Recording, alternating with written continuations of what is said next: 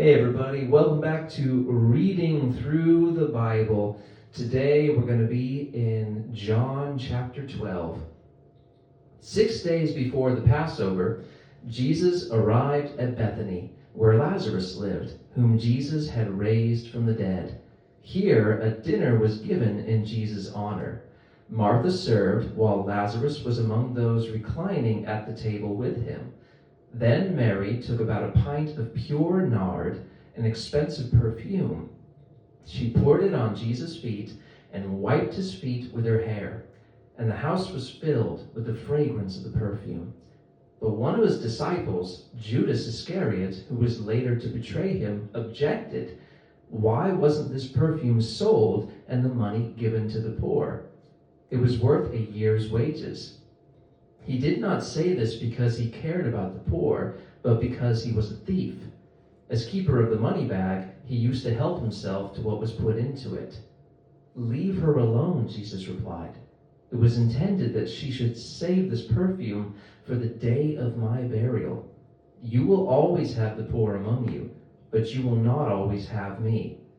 Meanwhile, a large crowd of Jews found out that Jesus was there and came not only because of him, but also to see Lazarus, whom he had raised from the dead. So the chief priests made plans to kill Lazarus as well, for on account of him, many of the Jews were going over to Jesus and putting their faith in him. The next day, the great crowd that had come for the feast heard that Jesus was on his way to Jerusalem. They took palm branches and went out to meet him, shouting, "Hosanna! Blessed is he who comes in the name of the Lord. Blessed is the King of Israel." Jesus found a young donkey and sat upon it, as it is written.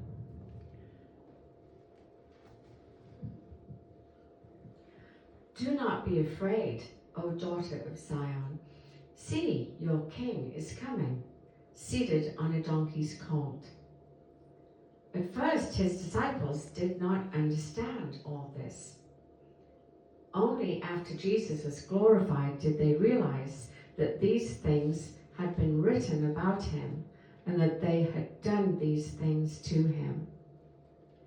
Now the crowd that was with him when he called Lazarus from the tomb and raised him from the dead continued to spread the word. Many people, because they had heard that he had given this miraculous sign, went out to meet him. So the Pharisees said to one another, "See, this is getting us nowhere. Look how the whole world has gone after him."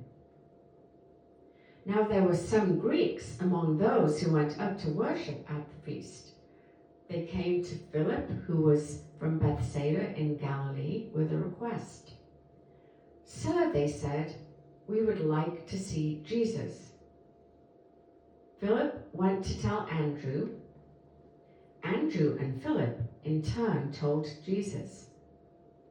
Jesus replied, "The hour has come for the Son of Man to be glorified. I tell you the truth.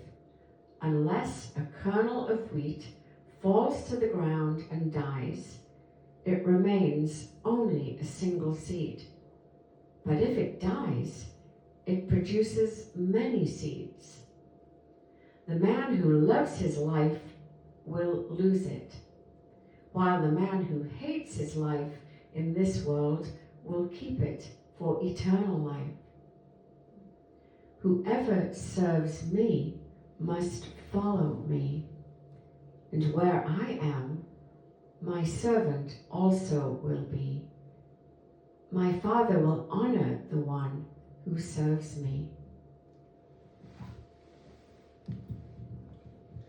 Now my heart is troubled, and what shall I say? Father, save me from this hour? No, it was for this very reason I came to this hour. Father, glorify your name. Then a voice came from heaven. I have glorified it, and will glorify it again. The crowd that was there and heard it said it had thundered. Others said an angel had spoken to him. Jesus said, "This voice was for your benefit, not mine. Now is the time for judgment on this world."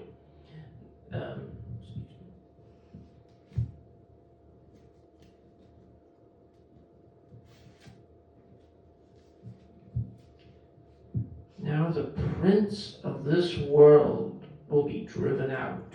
But I, when I am lifted up from the earth, will draw all men to myself.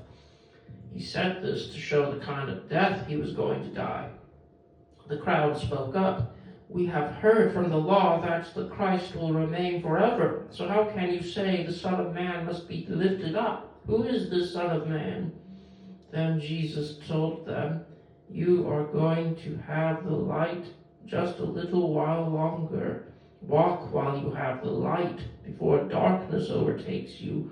The man who walks in the dark does not know where he is going. Put your trust in the light while you have it, so that you may become sons of light."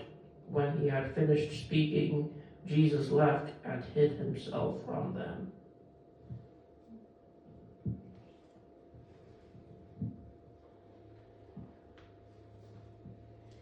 Even after Jesus had done all these miraculous signs in their presence, they still would not believe in him. This was to fulfill the word of Isaiah the prophet, "Lord, who has believed our message, and to whom has the arm of the Lord been revealed?"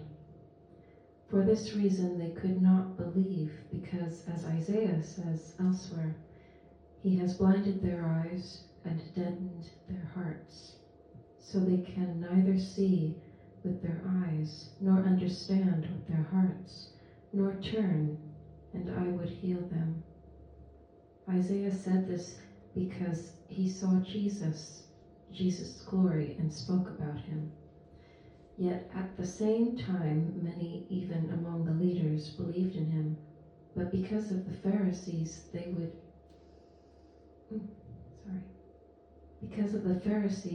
would not confess their faith, for fear they would be put out of the synagogue. For they loved praise from men more than praise from God. Then Jesus cried out, "When a man believes in me, he does not believe in me only, but in the one who has sent me. When he looks at me, he sees the one who sent me. I have come into the world as a light, so that no one who believes in me should stay in darkness. As for the person who hears my words but does not keep them, I do not judge him, for I do not come to judge the world, but to save it. There is a judge for the one who rejects me and does not accept my words. That very word which I spoke will condemn him at the last day. For I did not speak of my own accord, but the Father who sent me commanded me what to say and how to say it.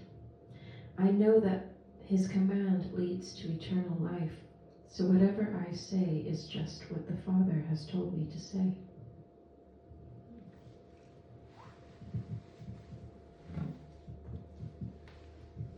All right, everybody. That was Reading Through the Bible, another edition. So join us next Sunday for another edition of Reading Through the Bible, and we'll see you then. Have a blessed week.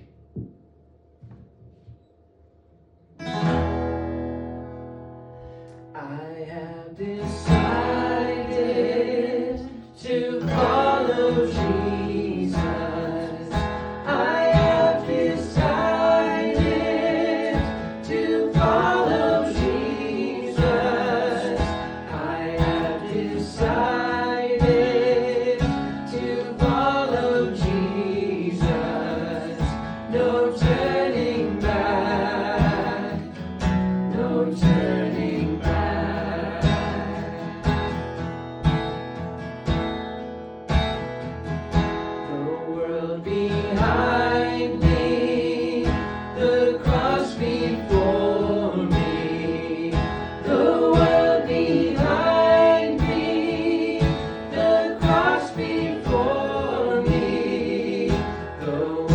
behind.